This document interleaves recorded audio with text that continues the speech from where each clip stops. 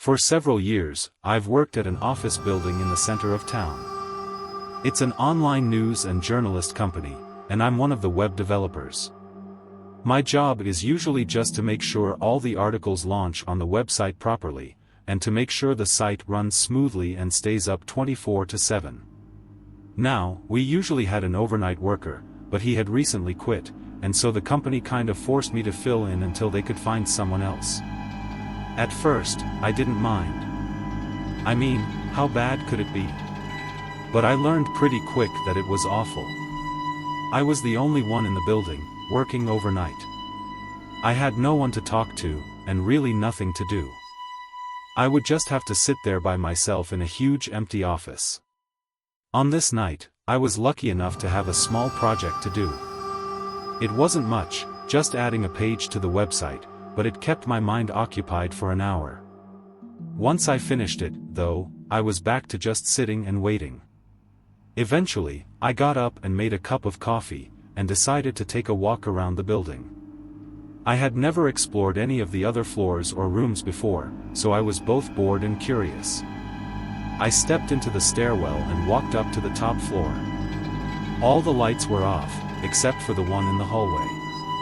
I walked down and casually looked into a few rooms, but there wasn't anything interesting, so I started walking back to the stairwell.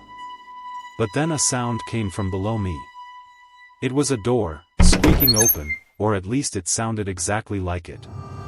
I knew nobody else was in the building with me, so it sent a chill through my body.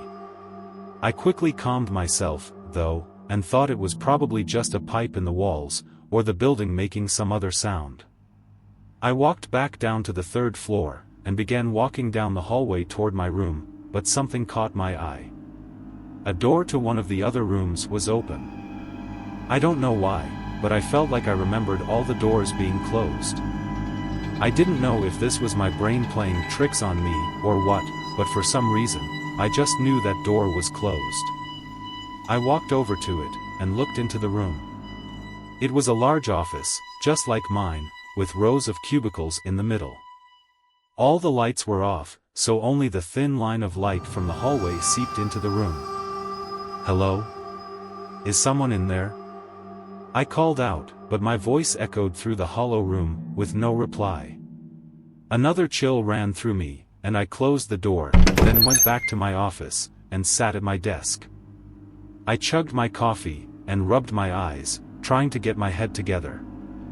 I checked the time, and it was a bit past 2 a.m., so I just had a few more hours to get through. I ended up scrolling through my emails, and wasted another 10 minutes, before I heard it again. That same exact sound, this time noticeably coming from somewhere on my floor. I stood up, and with my heart racing now, I hurried to the door leading into the hallway. I opened it, and looked out. That same door, across the hallway, was now open again. I felt my stomach tighten, and my body go numb. Something was seriously wrong now. I decided there was no better time to leave than right now, as I wasn't going to risk looking around again. I stepped into the hallway, and started hurrying towards the stairs. As I did, I heard a footstep behind me. I quickly glanced back. There was a woman, standing in the hallway, not far from the office I just came from.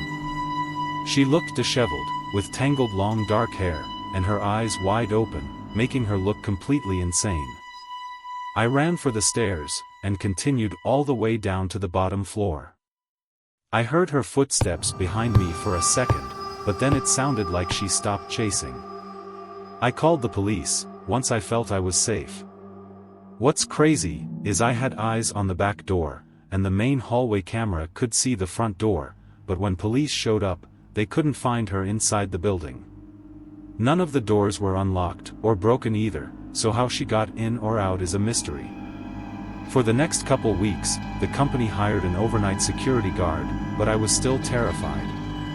Every night, I would be constantly looking over my shoulder, thinking that woman could have snuck back inside, and with no other info on her, there's no saying what she was trying to do.